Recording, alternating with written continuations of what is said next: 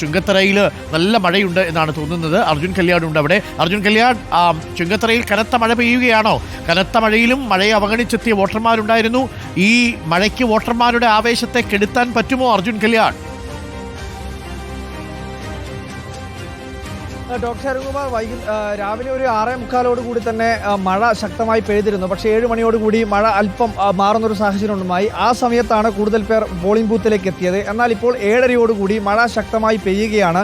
വോട്ടർമാർ പോളിംഗ് ബൂത്തിലേക്ക് എത്തുന്നത് ചെറിയൊരു പ്രശ്നമായിട്ടുണ്ട്. മഴ ഒരു പ്രശ്നമായിട്ട് മാറിയോ? മഴ പ്രശ്നമൊന്നുമില്ല, എല്ലാവരും നന്നായിട്ട് വരുന്നുണ്ട്. രാവിലെ ഒരു മഴ ചെറിയൊരു ബുദ്ധിമുട്ടുണ്ടാക്കുന്നുണ്ട്, എന്നാലും ആളുകളൊന്നും വകവെക്കുന്നില്ല. എല്ലാവരും നല്ല ആവേശത്തോടു കൂടിയാണ് വരുന്നത്. ഒരു ആവേശം പൊതുവെ കാണാം. ആവേശം പൊതുവെ മുൻകാലങ്ങളിൽ നിന്ന് വളരെ നന്നായിട്ട് കാണുന്നുണ്ട് തന്നെ പറയാം. നമുക്ക് വോട്ടുള്ള അല്ല അല്ലേ?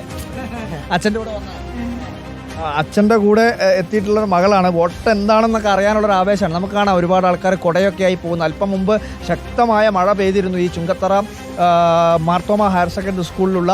ഇവിടെ 5 പോളിംഗ് ബൂത്തുകളാണ്. അതോടൊപ്പം തന്നെ കൗണ്ടിംഗ് സ്റ്റേഷനും ഇവിടെ നിന്നാണ് പോളിംഗ് സാമഗ്രികളൊക്കെ ഉദ്യോഗസ്ഥർക്ക് വിതരണം ചെയ്ത ഒരു പ്രധാനപ്പെട്ട ഒരു കേന്ദ്രം കൂടിയാണ്.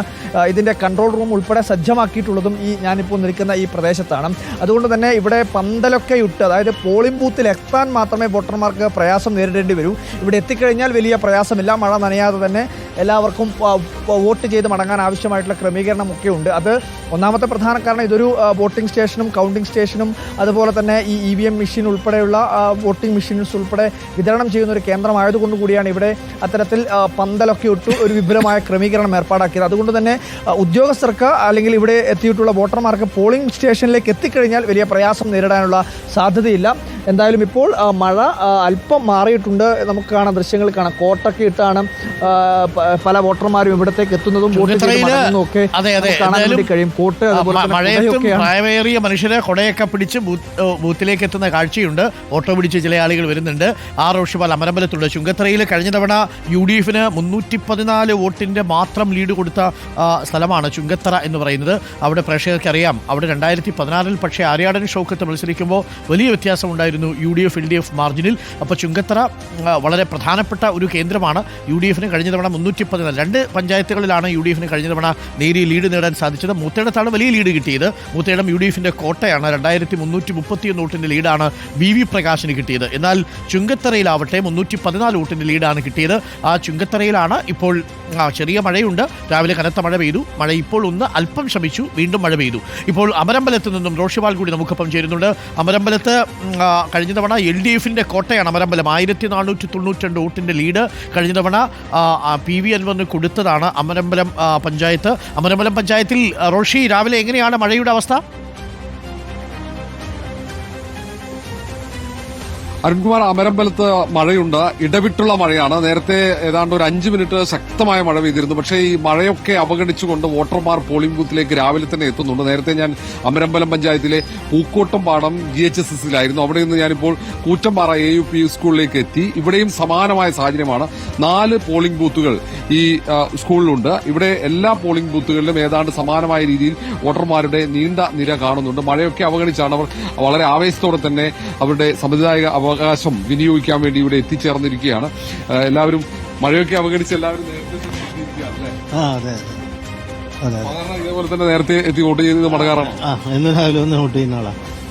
അപ്പൊ അങ്ങനെ ഇവരൊക്കെ പതിവ് പോലെ തന്നെയാണ്. പക്ഷെ ഈ തവണ കാലാവസ്ഥ മോശമാണ്. എന്നാൽ പോലും അതൊക്കെ അവഗണിച്ച് മൂടിക്കെട്ടിയ അന്തരീക്ഷമുണ്ട്. അതുകൊണ്ട് വോട്ടർമാരൊക്കെ വളരെ നേരത്തെ തന്നെ വന്ന് വോട്ട് ചെയ്ത് മടങ്ങുന്നതായിരിക്കും നന്നാവുക എന്ന് തോന്നുന്നു.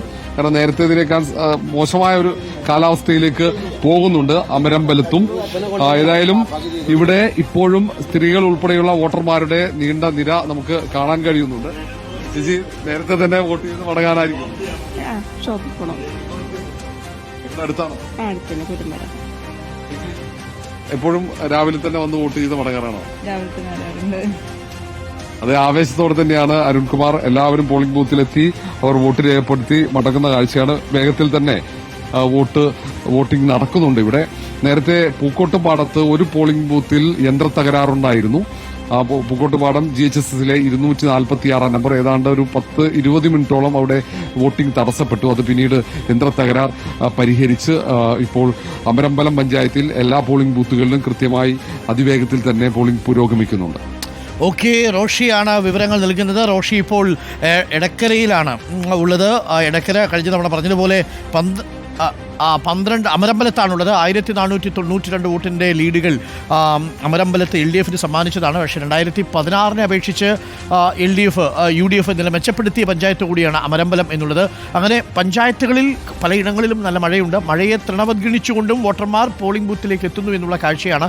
59 പുതിയ ബൂത്തുകൾ നിലമ്പൂരിൽ സജ്ജീകരിച്ചിട്ടുണ്ട്.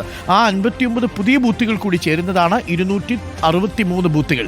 263 ബൂത്തുകളിലായി 2,32,000 വോട്ടർമാർ ഇന്ന് നിലമ്പൂരിന്റെ രാഷ്ട്രീയ വിധി എഴുതാനായിട്ട് എത്തുകയാണ്.